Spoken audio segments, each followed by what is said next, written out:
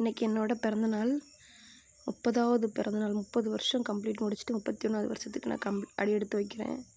ஆனால் 31வது வருஷம் நல்ல வருஷமாக இருக்காதுன்னு நினைக்கிறேன்.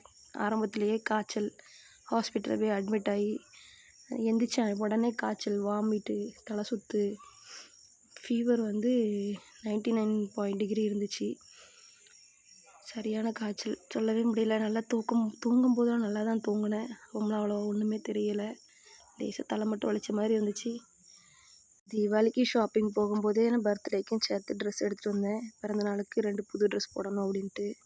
புது ட்ரெஸ் போட்டுட்டு கோயிலுக்கு ஃபஸ்ட்டு காலைல எழுந்திரிச்சோன்னு போகணும்னு நினச்சேன். நம்ம ஒன்று நினச்சா தெய்வம் ஒன்று நினைக்கும்ல, அது கரெக்டாக தான் இருக்குது. நான் இன்றைக்கி எல்லாேருக்கும் சாக்லேட் கொடுக்கணும். ஆனால் ஹாஸ்பிட்டல்லேருந்து எனக்கு சாக்லேட்டாக மாத்திரை நிறையா எழுதி தந்திருக்காங்க. சரி, எதுவும் கடந்து போகும் அப்படின்ட்டு நினச்சிட்டு கடந்து போயிட்டே இருக்க வேண்டியதான். இருந்துச்சியே. தூங்கும்போது நல்லா தான் தூங்கினேன்.